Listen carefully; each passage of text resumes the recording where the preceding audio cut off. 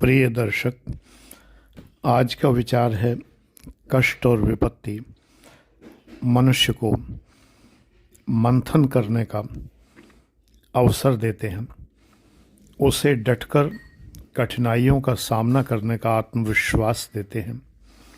इनसे घबराना नहीं चाहिए। ये ईश्वर की दी हुई चुनौतियां हैं।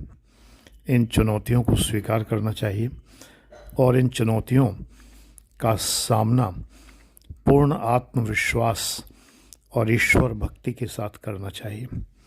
सब कुछ ईश्वर को सौंप दीजिए। तेरा तुझको अर्पण कहा जाता है, क्या लागे मेरा।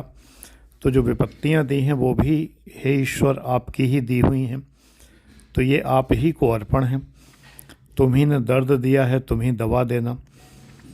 तो जब आपने ये दी हैं तो आपके पास इनका उपाय भी होगा और आप ये उपाय करेंगे, ये मुझे पूर्ण विश्वास है। मैं करीब 12 बार, मुझे याद नहीं एग्जैक्टली कि मैं 12 या 13 बार बद्रीनाथ धाम गया हूँ।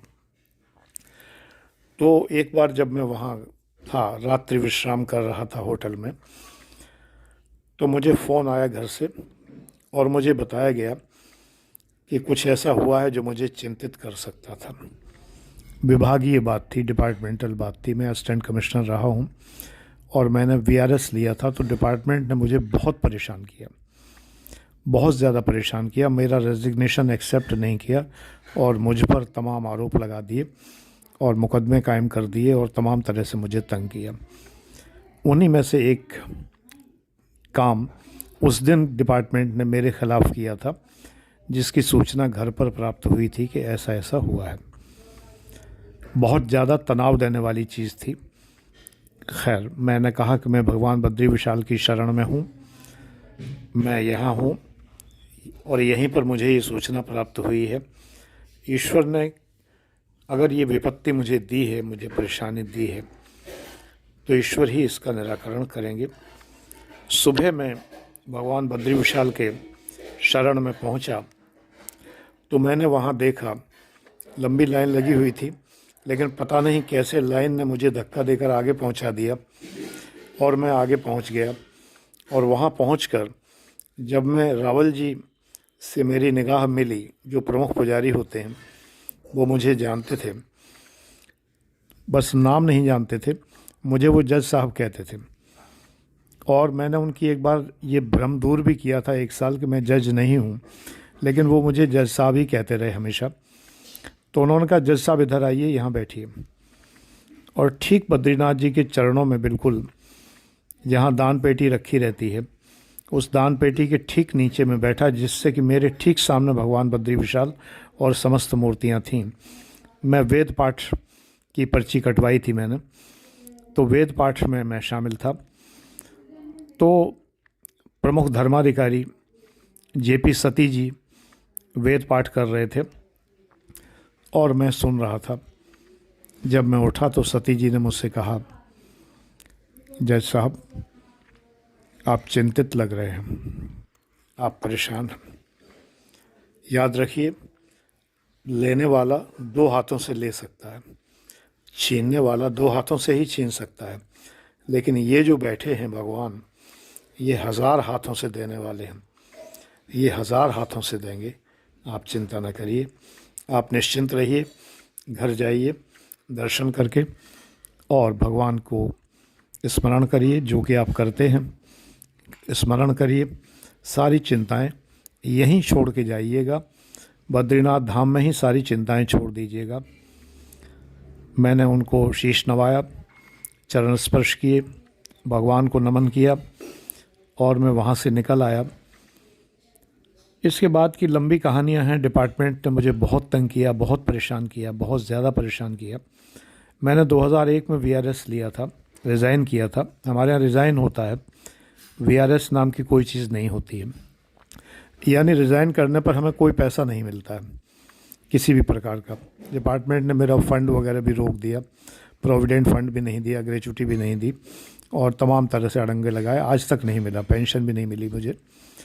बहरहाल बेटा, ये किस्से तो बहुत लंबे हैं। मैंने बहुत तंग आके डिपार्टमेंट छोड़ा था। मैं बिक्री कर विभाग में यानी जीएसटी में असिस्टेंट कमिश्नर था, और मैं डंके की चोट पे ये कह सकता हूँ कि इससे गंदा और निकृष्ट भ्रष्ट विभाग शायद इस संसार में कोई नहीं होगा। मैंने तंग आके ही विभाग छोड़ा था, रिज़ाइन किया था। मैं कह के आया था कि अब आप रेजिग्नेशन एक्सेप्ट करें या ना करें, मैं अब आऊँगा नहीं, और मैं नहीं गया। विभाग मेरे पीछे पड़ा रहा, मुझे बहुत तंग किया, तरह तरह से तंग किया, लेकिन वो कुछ नहीं बिगाड़ पाया। ईश्वर की कृपा रही मेरे ऊपर और मैं शान से जीवन जीता रहा। जैसा कि आप लोग मेरे फेसबुक और मेरे यूट्यूब चैनल से मुझे देखते हैं, मुझे समझते हैं, आपने देखा होगा कि लेश मात्र भी मैं चिंतित नहीं रहा। ये सब उस परमपिता परमेश्वर की असीम अनुकंपा है। उन विपत्तियों का सामना मैंने पूरी तरह से डट के किया, पूरे निष्ठा से किया, पूरी लगन से किया, पूरे आत्मविश्वास से किया और पूरी ईश्वर भक्ति से किया। बस ईश्वर को अपने से दूर मत करिए, विपत्तियां धीरे धीरे टल जाएंगी, ये मेरी बात विश्वास रखिए। कई बच्चों ने लिखा है, एक बच्चा नेगी है, सरनेम नेगी है उसका, उसने लिखा है कि आजकल मैं बहुत परेशान हूँ। बेटा, विपत्तियाँ कट जाएंगी, ईश्वर को स्मरण करो, ईश्वर को मत भूलो। तुम मुझे सामने रख सकते हो, मुझे देख सकते हो कि मैं 2001 से इतना परेशान रहा हूँ। मैंने कभी तुम लोगों को अपनी परेशानियाँ नहीं बताई, कभी नहीं बताई मैंने अपने बच्चों को, अपने शिष्यों को अपनी परेशानियाँ। आज इस वीडियो में मैंने थोड़ा सा हिंट किया है, और ये हिंट मात्र है। असली परेशानियाँ तो बहुत बड़ी बड़ी, लाखों रुपए खर्च भी हुए मुकदमों में और तमाम सब चीज़ों में, लेकिन उन लाखों का इंतज़ाम भी भगवान ने ही किया, कोचिंग के माध्यम से किया, भगवान ने ही किया। तो मैं यही कहता हूँ कि आपको अगर विपत्ति देने वाला ईश्वर है तो विपत्ति का निराकरण भी वही करेगा, प्रोवाइडेड आपको अखंड आस्था होनी चाहिए। आस्था रखिए। कई बच्चों ने, एक बच्चे ने, उसने भी लिखा है कि बहुत परेशानी में है। एक बिटिया ने लिखा है कि उसकी माँ का स्वर्गवास हो गया, बहन का स्वर्गवास हो गया, और वो बहुत अकेला फील करती है, बहुत उनकी याद आती है। मैं इन सब बेटों से यही कहना चाहता हूँ, ईश्वर को स्मरण करो। मुझे तो मेरे माता पिता गए हुए बहुत समय हो गया, 24-25 साल हो गए। आज भी वो स्वप्न में आते हैं, मुझे भय नहीं लगता।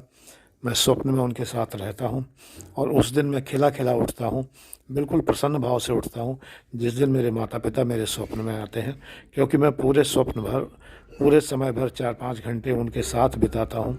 उनके साथ बिताया हुआ समय मेरे लिए अमूल्य होता है। मैं ये नहीं डरता कि मरे हुए लोग मेरे सपनों में आते हैं, भूत प्रेत आते हैं, ऐसा नहीं है। वो हमारी स्मृतियाँ हैं जो स्वप्न का आकार ले लेती हैं और हमारे स्वप्न में आती हैं। डरिए मत। अगर ऐसा कोई भय आपको लगता है तो मुझसे व्हाट्सएप करके पूछ सकते हैं, 9540497415। आप अपनी समस्या मुझसे पूछ सकते हैं, कोई मना नहीं है।